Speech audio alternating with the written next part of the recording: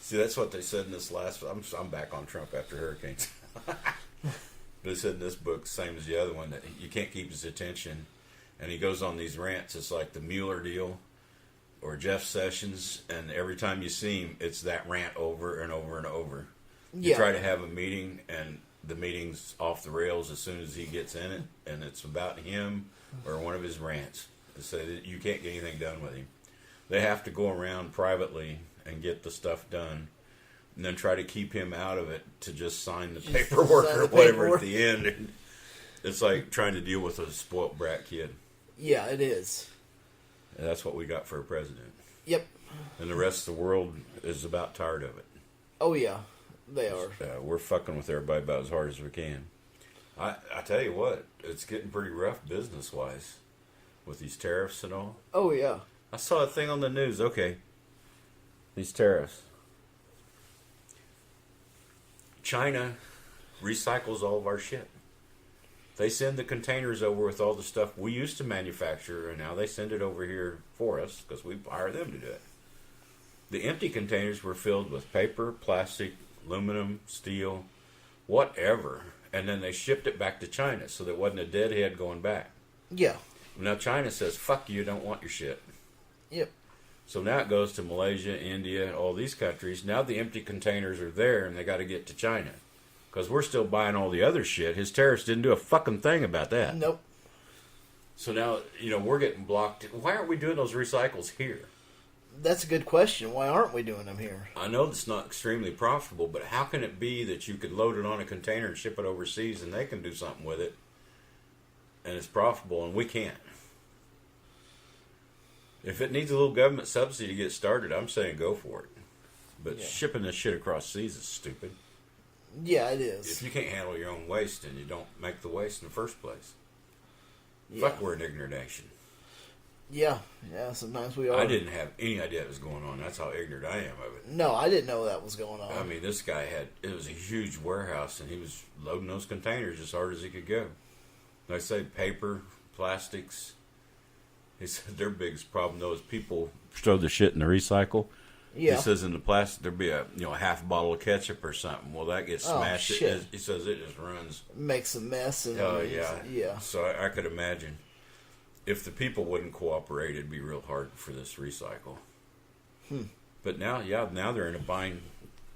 It's probably costing a lot more money to get these empty containers to China to buy the product that he's put tariffs on, which made it more expensive to where I don't know where that's going to end up at. It's not helping business at the moment. No, it's not.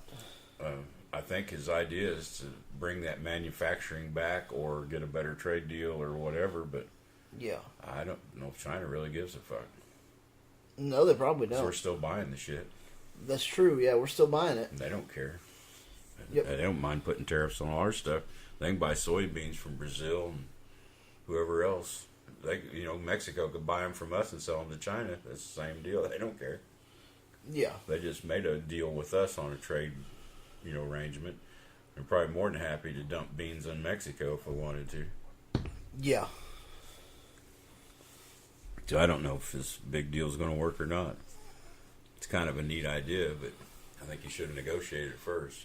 Yeah, instead just saying this is what it's going to be. I think he's kind of like, remember the Civil War, the South thought for cotton that England and France, everybody would jump on their side because they wanted their cotton. Well, England had India. They had farms in India that were producing cotton just fine. France was sharing in it. They just didn't need it. I think he thinks everybody needs America, and we don't manufacture anymore hardly. No, we don't. They need China more than anybody else now. In India, where all the labor is. We fucked ourselves out of all of it. Oh, yeah, we did. More or less. Well, I said we did. The rich people that got all this tax break that they keep bragging about are the ones that sent the stuff overseas for, I've heard of as little as a 1% profit margin, and they would shut down plants here to send it overseas. That's kind of, to me, it's wicked. That's just bottom line shit. Fuck you, fuck the country. We're just going to make money. Yep, that's what it sounds like. Sure wasn't. I mean, Trump's up there being all patriotic. Well, the people he's backing did this, and they weren't being patriotic. No, they weren't. They said, fuck America. We don't want to deal with Americans. We'll go over here and get this cheap labor. Fuck us. We'll make money. That's what they did. All of them, Republicans and Democrats. These corporations moved her overseas for profit. Stockholders made money on it. That's all it was for. They didn't give a shit. Quality didn't mean anything. They figured, well, we'll take care of quality as it goes. And the quality's been coming up. The first stuff was just like with Japan. It was shit. But now look at Japan. They're one of the artists of the world, and China will be too. Oh, yeah, they will be. And we'll be sitting there wanting to be able to fucking make a pencil. Yeah. Of course, nobody needs a pencil. I guess that's a bad reference. Nobody uses pencils anymore. No, not very many people do. I got a drawer full of old pencils. I don't even fucking drag one out. Well, I still use pencils. Yeah, I use an ink pen a lot. Well, I do that D&D stuff, and it's better off to use a pencil because you're erasing and would. changing stuff all the time. Oh, get this. No, wait, move. Erase this. Oh, hell. You use a pen, you're screwed. I got a bunch of pencils. You ever run out? Used to use them here in the shop a lot. Don't use them much anymore. So, yes, I find Trump to be a nut, and I'll stick by that. I hope history shows him for the fucking idiot that he is. And I really hope this midterm election gets one House of Congress a Democrat, so they can't just say, yes, sir, here we go. We'll sign this one into law, too.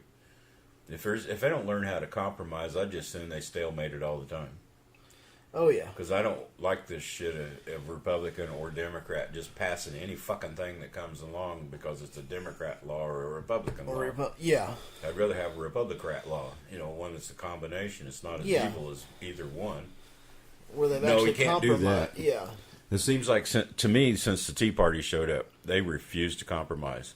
For them, we'll not vote for it until it's completely gutted, like the Affordable Care Act. Yeah. They ain't fixing it. They just want it gone because their rich buddies don't want to pay anything on anybody else's health care. Oh, yeah.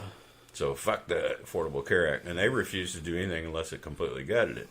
I think they finally did a little bit, but it's like horse shit. Yeah, pretty much. If you can't compromise on something, well, they're not getting much done except evil shit. To me, it's evil. Maybe it ain't, but it seems evil to me. No, but they're not getting... I don't know, it just seems like if they would come together more would get done in a better way. And not all one-sided. Yeah, not all one-sided. Maybe that's what I'm trying to say. And that's what I see with both houses Republican.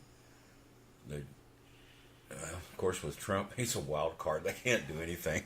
They're just waiting for him to do something. And he is. He's doing it, but he doesn't know how to do it with Congress. Yeah. That's his problem. He thinks he's the captain of the ship. And all these guys are supposed to do what he tells them to do.